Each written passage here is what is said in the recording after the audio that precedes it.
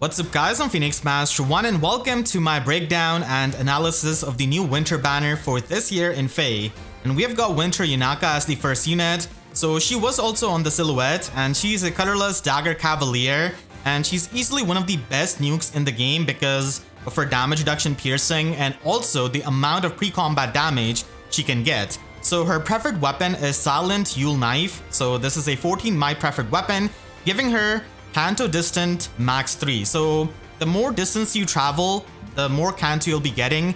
The upper limit is 3. So if you travel the whole 3 spaces, then you're going to be able to get Canto 3. Pretty similar to how it has been with Duo Kagero. And nowadays we get this kind of Canto on these strong units. She also has -1 special cooldown. So Luna becomes a 2 cooldown special and Lethality becomes a 3 cooldown special. And then at start of combat, if her HP is at or above 25%, then she can get +5 to all of her stats and can get even more attack and speed in the combat depending on the number of adjacent allies, multiplied by 2 and then subtracted by 9.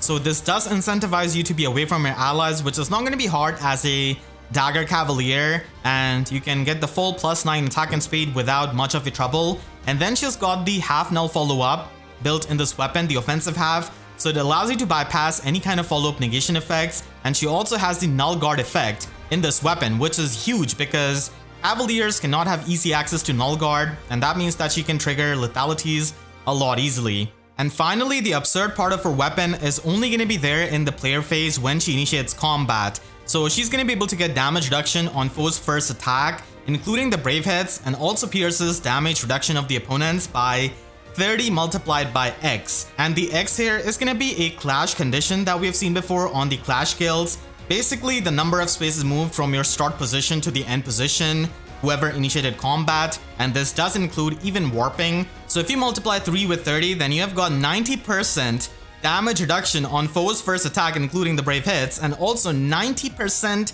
damage reduction piercing, which is insane and makes her one of the best nukes in the game along with Duo Sonaki because they just cut through the damage reduction without really any kind of trouble. And even if they don't trigger a special that pierces through damage reduction, they're still going to be doing it on their regular attacks, which is insane. And Yunaka's weapon is also going to be counting any kind of Divine Vein active or any kind of trench in 2 spaces of her as the max 3 for this X. So it is pretty easy for you to get the 90% damage reduction and 90% damage reduction piercing. And it is a bit of a reference to her personal skill in Engage. If Quasar didn't really convince you to have damage reduction piercing on your tanks, then Yunaka is here to reinforce that point because 90% damage reduction is insane that you can get on the brave hits. And then she does have the Dagger 7, which for some reason they didn't really simplify. But yeah, this is a really insane weapon, and it is going to be making her an amazing hit and run unit in Aether Raids offense because you can run Disarm Trap 4 on her as she's a dagger unit. And you can also run her in Aether Raids defense. You're definitely going to be facing her quite a lot. So she's going to be very annoying enemy to face because she has the damage reduction piercing and also Flared Sparrow, which is the best in slot skill for many of the ranged nukes. And then she also has the physical version of Oculus Strike, which we have seen before on Mythic Galvig. So it didn't really take them much long to make the physical version. So this can go on the Bow Cavaliers and Dagger Cavaliers, which is amazing with Flared Sparrow, the synergy, because you can get a ton of pre-combat damage, and you also get true damage out of this sloppy skill depending on foe's defense. So the bulkier foes you face, the more true damage you're going to be getting. And then she also has Fatal Smoke 4, which we saw on Ginunga Gap. Still, it is going to be hard to inherit all of these in the same inherit if you don't really have Summer Freya from the combat manuals, unfortunately. And yeah, they do have the simplification text here, but this definitely inspired me to do my own take on it. So I've got the Too Long Didn't Read version of my Too Long Didn't Read version, and I hope that this does help people to simplify the text so that you can get the idea of what a unit does. And if you're a casual player, then just look at the actual breakdown which I've done before. And if you're a veteran player, then you probably already know all of the terms and abbreviations that I've used. Let me know in the comments what you think about this because I'm always trying to improve my videos, even just by little bit. And as of late, I know I have not been on my A game because I've still got a backlog of a lot of videos that I have to do. And trust me, I don't really plan on skipping any of them. I still am going to be doing that. I've got ADHD and sometimes the executive dysfunction can spiral out. So I do apologize for that. And yeah, that is going to be our top tier nuke, Yunaka, who's also going to be amazing in summer duels for sure, because this much pre-combat damage from her base kit and the piercing of damage reduction is really, really good. But it's just that in summer duels, a lot of maps are cav unfriendly, so it can be a bit annoying for her. And yeah, as you can see, she can just canter away, which is going to be really good when you're trying to hit and run with her. And then we've got Winter Edelgard. A lot of people have been wanting Edelgard to be on the Winter banner ever since her launch, and she's finally a reality with this ult. So she's a Lance armor this time, which is pretty unique. And we basically have an Edelgard for each of the 4 colors at this point. So we have got Lance Edelgard with Black Yule Lance, which is a 16 might weapon, and it does have -1 special cooldown. So Armored Blaze becomes a 2 cooldown special, and Gale Force becomes a 4 cooldown special, which is really good. And at start of combat, if her HP is at or above 25%, and if she initiates combat, then she can set up the Divine Vein Flame Terrain on 5 spaces in a line centered on foe, and also 5 spaces behind the target foe. So its range is kind of similar to her Raging Flames Gambit if you've used her in 3 houses. So it pretty much has the same AoE, and this is really good because armor units can normally inherit Flared Sparrow. And keep in mind that this is not Flared Sparrow. You're not going to be getting that 7 pre-combat damage. You're only going to be able to set up the Divine Vein Flame Terrain, and then when the Flame Terrain is active, you're going to be getting that pre-combat damage. So this is only going to be happening in the player phase. And then she's able to get -X attack and defense debuff on the foe in the combat, and this X is going to be dependent on the number of adjacent allies multiplied by 2 and then subtracted by 15. So again, this is kind of like Yunaka's weapon where she wants to be alone, and even if you have all of the allies around her, at the bare minimum, you're still going to be getting -6 attack and defense debuff on the enemy. And at max, you're going to be getting -15 attack and defense on the enemy, which is quite a lot. And she also gets the special jumping before her first attack. And the special jumping is something that we've seen before with Rally Spectrum. And that's why I've got the icon of it on my breakdown, because that is the closest thing that we have to special jumping. But this is going to be better than Rally Spectrum, and I'll let you know why in a minute. So the special jumping is going to be dependent on the clash condition, which is going to be really easy to meet for Edelgard because she has got a lot better movement than any kind of other armor unit. And the max special jumping that you can get is 3. And if a foe is on a flame tile, then it does count as 3. She's got really good synergy with the primary condition of the weapon because she can already set up the flame terrain. And whenever you're going to be initiating combat, a lot of times you're going to be initiating from far away. And then on the subsequent combats, you've got the flame terrain active on the enemies. So you can pretty much have the max special jump right away. So this is going to be really powerful because she's going to be able to fire off instant specials, and this can also work with Gale Force because as you can see from the text that I've underlined, with Rally Spectrum, Gale Force is not something that you can use with, but with the special jumping that we have got in this banner, and it's like the theme of this banner, it doesn't really specify any kind of damaging special. So this does mean that you're going to be able to get -3 cooldown on Gale Force and immediately charge it up if you're running something like Bullfighter Sacred Seal, which you can easily do. So she's going to be an amazing Gale Force armor because of it, and she can also pierce through any kind of percentage-based damage reduction of the enemies based on number of adjacent allies multiplied by 30 and then subtracted by 100. So basically when she has got no allies adjacent to her, she's going to be getting the full damage reduction piercing in the combat, which is again insane. Yunaka gets like 90%, but Edelgard gets 100%. And that is going to be amazing for a Gale Force armor unit like her. And definitely does make her pretty unique, even though we do have Summer Edelgard with the Brave hits. And if that was not enough, then she also has Null Miracle Inner Weapon built in, which is always going to be active when she has got the Weapon Strangle advantage, which is basically against any kind of red opponent, or if they are on a flame tile, which is going to be a thing that she can do with her weapon already. So yeah, the Null Miracle is going to be negating any kind of non-special miracle effects like from Ymir, Summer Ymir, Fallen Maria, and all of those units. So she's going to be able to comfortably ignore those kinds of miracle effects, which is insane for a player phase armor like this. And then she's got a new special in Armored Blaze, which is basically a slightly weaker version of Bonfire, but it does function like Armored Beacon or Armored Flow, but for only the melee opponents. So you're going to be able to get 40% unpierceable damage reduction on the enemy's special attacks, which is really good, but it's not really as needed as the far save beacon and flow effect, because the range enemies most of the time are going to be having damage reduction piercing, but nowadays we have been seeing a lot of melee units have that as well. And this is probably going to be armored lock. I do think that this is probably going to be inhittable because she already has a preferred skill. So pretty nice special to have for the near save armor units, or for someone like her who is going to be having the specials immediately charged up. She also has attack defense prime, which is going to be giving her the distant counter effect if she's got 4 or more status effects on her. And this is pretty easy to do in something like Aether Raids offense. So she could function like a hidden sit unit where you basically go in, kill like 2-3 enemies on the opponent's team, and then you just sit there and tank all of them and then kill them.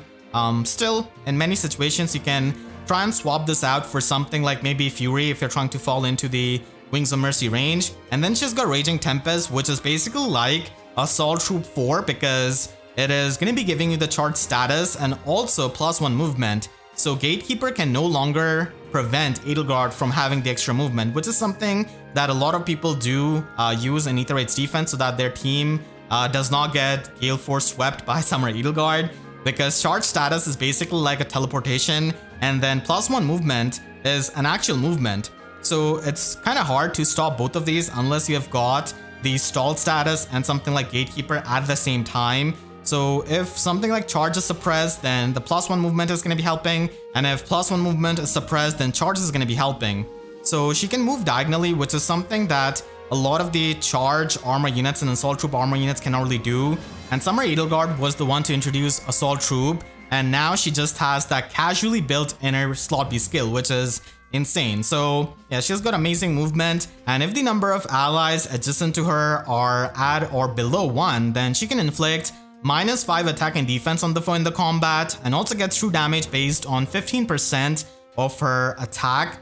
And this is not going to be applied on any kind of AoE specials. And then she has got the Gale Force, and if you've used any kind of Edelgard, then you already know how it functions. So this is going to be stacking up with the Gale Force special that you can run. So there she is going to be an amazing player phase armor, and she also has defense res ploy 3 because why not? Because she's got 44 visible resistance, so she can just get that true damage. And she is missing the guaranteed follow-up attack from her kit, but you can easily get it from Bullfighter Sacred Seal. And having the ploy status is really good in Aether Raids offense, because if someone is using any kind of grand strategy or any kind of funny business, then you can disable that. And if you're not going to be running her as a save armor, then this is pretty much the best Lotsie skill that she can run for the extra damage. So Winter Edelgard is overall going to be an amazing player phase armor unit, and Edelgard has been carrying the title of the player phase armor for so many years now, and it is still going to be continuing on. And you can even use her for hit and run in Aether Raids offense, for Gale Force as Summer Edelgard is used. And the thing with this Edelgard is that you're able to set up the flame terrain, which is really unique. And you can also use her to just hit and sit because of the prime skill that she comes with. But if you really want, you can also use her as a save armor because she's got the superior mobility compared to any kind of other armor unit. So it makes for pretty easy to set up in something like Summoner Duels, even though you're not going to be having the player phase part of her kit active. So insanely strong unit who can instantly trigger Gale Force special, has got Gale Force built in her slot bay, and has got a ton of attack and defense debuff on the enemy, along with full damage reduction piercing, and then also setting up the flame terrain and getting rid of the miracle of the enemies, which is yeah, just a lot of overtuned stuff on this kind of banner. So there goes Edelgard, and she is going to be sparkable, and as you can see, she can get another movement, exact AoE from the Raging Flames Gambit from 3 houses, and yeah, now you can get the pre-combat damage once the flame terrain is set up. So that is one of the best armor units in the game. And then we have got Dimitri. He's not a 4-star focus, he is an Axe Cavalier this time around as well, just like a summer version, and he is also going to be really strong with that 47 base attack and 46 base speed. So he's got Blue Yule Axe as his preferred weapon, which has got fixed counter 2 built in, which is amazing for a cavalry unit for the mobility, and it does have -1 special cooldown built in. So no quarter becomes a 2 cooldown special, and even Gale Force becomes a 4 cooldown special. So if his HP is at or above 25%, then he can give himself the +6 attack and speed buff, and also the null follow-up status. So these are the visible buffs of his weapon. And he again uses the HP threshold to get plus X stats in the combat, and the X is going to be dependent on 5 plus the 15% of his visible speed. So it is going to be taking that at start of combat speed into the account. And he can also get the special jumping just like Edelgard, and this can go all the way up to 3. So that is going to be the max special jumping you can get for that instant, no quarter. And it is going to be dependent on the clash condition just like Edelgard, but he also has an alternate condition to get the max 3 for this kind of special jumping if he has got 4 or more bonus status effects active on him. And that is pretty easy to do because he already gets the null follow-up status from his weapon, and then he can get more status effects from his slot B skill and also the slot C skill that he comes with, and also giving him plus 3 special jumping, which is amazing with what he can do with the slot B skill. And then finally he has got 7 HP healing after the combat, which I really wish he didn't, because just like Edelgard, he can have the instant Gale Force, but the healing is going to be counterproductive if you're trying to make him as an initiator. That's another thing. I wish they would stop giving the healing to these kinds of cavaliers like Ratatoskr and Winter Dimitri here. So the healing is definitely useful despite my memeing, and he has got no quarter as the special, which is going to be 2 cooldown with his weapon. And I do think that this is probably going to be inhittable because he also has a exclusive skill already. So this is going to be a unique special because it does boost your damage by X% and gives you 40% damage on your attack if you're against an armored unit, and otherwise gives you 30% damage on your attack. So this is kind of similar to the wave attack gambit that he has got in 3 houses, where he can have the effective damage against armored units and also able to rattle the enemy, and the rattle part is converted to piercing through the damage reduction of the enemies whenever the special is triggered. So inhittable damage reduction piercing for melee units is going to be amazing. I think it might be locked to sword, lance, and axe units, probably not available for beast units or dragon units because they hate them. But yeah, we'll have to see the skill restriction of this special, which I definitely think is inhittable, and it's going to be a really strong option on so many units because you are piercing through damage reduction as a melee unit without really relying on something like physical null follow-up or special spiral 4. And then we have got attack speed prime 4, which we first saw on when tried Claude, and now Winter Dimitri also has it, and his exclusive slot B skill is Barbarity, and this is going to be inflicting the opponent for -4 attack, speed, and defense debuff in the combat, and also gives you 25% true damage based on his attack stat, just like Atrocity. So he's going to be getting that insane true damage still with this ult. It's just that the damage is not going to be added to any kind of AoE specials.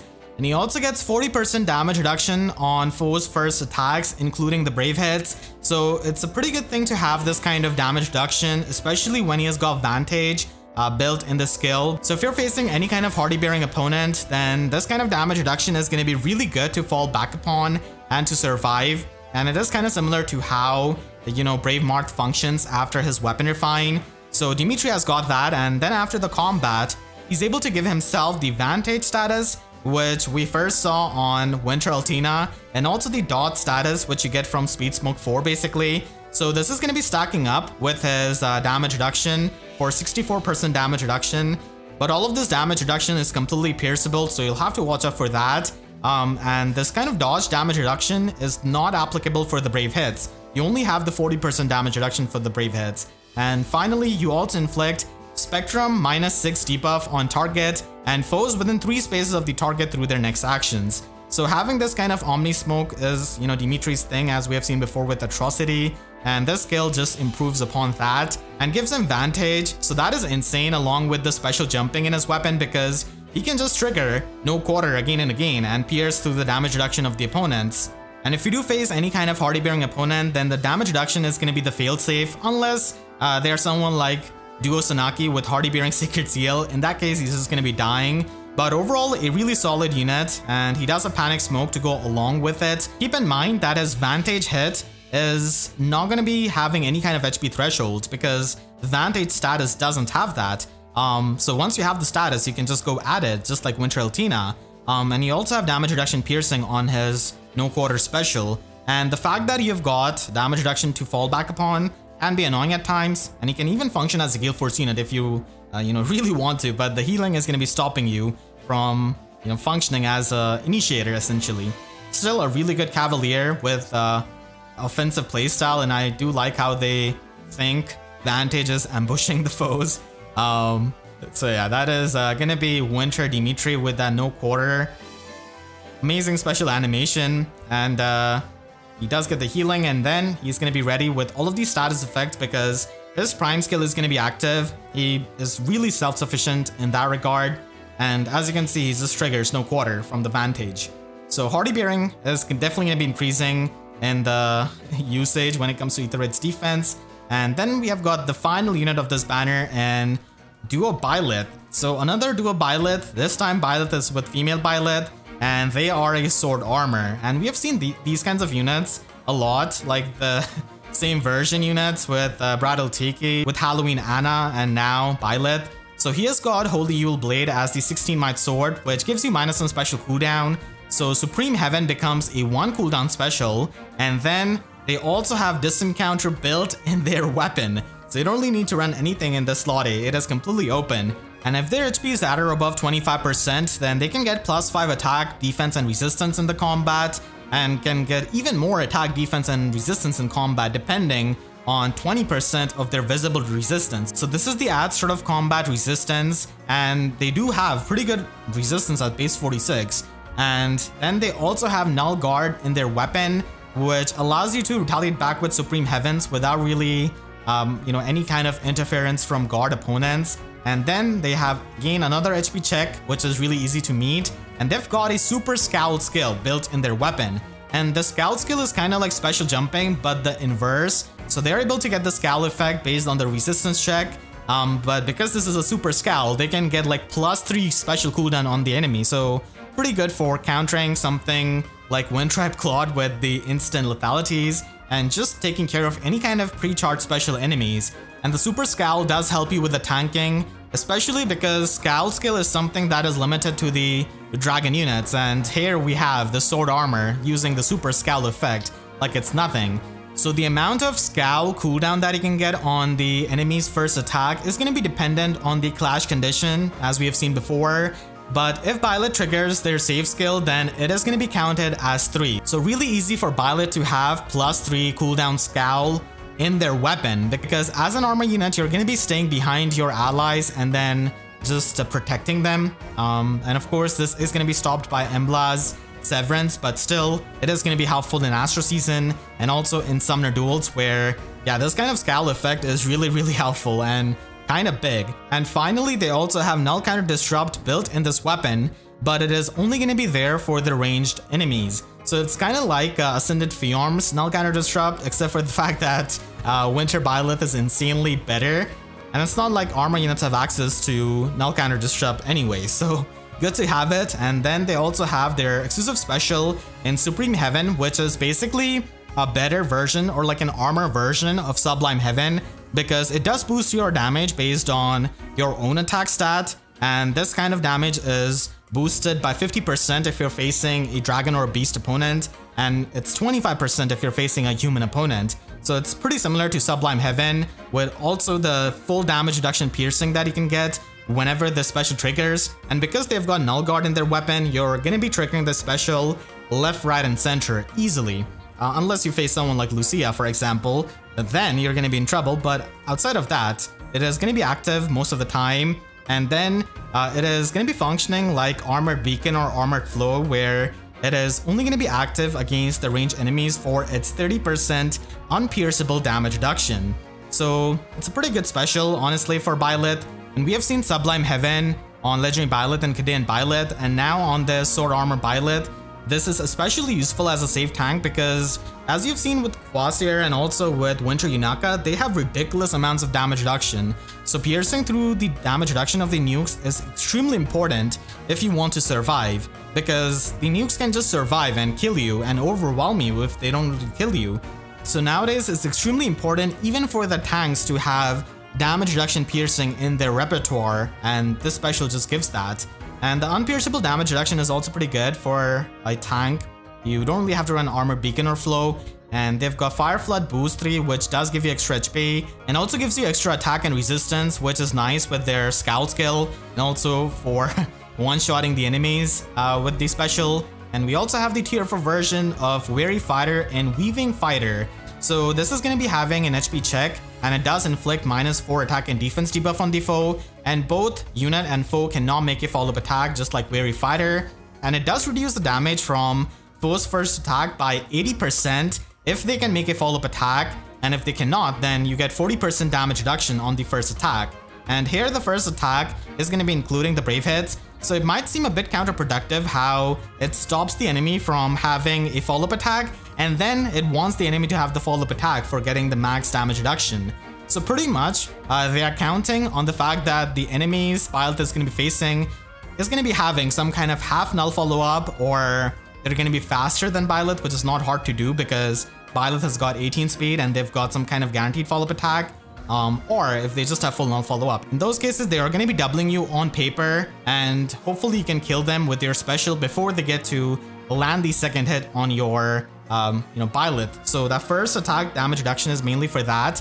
And you're also able to get 40% damage reduction on the foe's follow-up attack if they do somehow survive the Supreme Heaven counterattack. So a lot of damage reduction in the skill is really good, and it is going to be giving you that damage reduction against the brave hits and quad hits, which is really important when Vradil Katria and Winter Cordelia are staple units on many offensive teams. And then finally you're able to heal up 7 HP after the combat, which is really good for the synergy with the skill itself. So it's a pretty good armor skill for many of these low armor units because they're going to be getting doubled a lot by the null follow-up and half null follow-up enemies, which is kind of bare minimum at this point for many of the nukes. And then they also have attack resistance far save, which is going to be making them as an excellent far save unit. They can even function as a near save unit, and far saving is a lot more difficult, but still Duo Byleth is going to be excelling in that because of having null counter disrupt in their weapon, distant guard, null guard, and also having a special that pierces through damage reduction. So really min-maxed save armor with 46 base attack and amazing mix bulk. And because they are a duo unit, they also have even more stuff, which is going to be annoying to face in Summoner Duels if you play that game mode. But yeah, duo skills are not going to be much of an importance when it comes to Aether Raids because any kind of good team is going to be having duo's hindrance. So the duo skill is also just as cracked and overtuned. So it gives Duo Byleth and allies in 2 spaces plus 6 defense and resistance buff, and also the AoE 80% damage reduction status effect that we have seen before on Goto, and also the Hexblade status. So you get a lot of status effects out of this for an ally, and they themselves also get a selfish status effect in the Sylvalan Shield status effect, which we had first seen before on Spring Idun with her duo button. So they're able to get the Scal effect and also the Hexblade status thanks to Sothis. The plushies are really cute, honestly, but yeah, this is a dangerously cute unit, if you will, with all of the things that they've got. And they already have such high visible resistance that AoE specials were not doing much, and especially after triggering the duo skill, it is going to be doing nothing. So that's all you can ask from a far save armor unit at this point in the game. And this kind of banner has got insane power creep, but it is also sparkable for free-to-play players, unlike many of the seasonal banners. So a lot of people are going to be sparking on this banner if they've saved up the orbs, and if not, then they do plan on making bank with these kinds of units because 3 houses lords are extremely popular. And then we have Yunaka here, who I believe is like the most popular engaged character. So this is an insane banner, and I think this is going to be a really important and decisive benchmark when it comes to FEH, because at this point, any kind of unit that you release after this banner, they're going to be getting compared to these units. And because these units are present on a sparkable banner, even for free-to-play players, they're going to be units that you see a lot, and quite a lot if you play any kind of competitive game modes. So you have to, just prepare your teams for them, because these units are insane offensively and even defensively. They've got a lot of things going on for them. And we do have a free Tempest Trial unit in Winter Claude, who's going to be a Heroic Grail option after a while.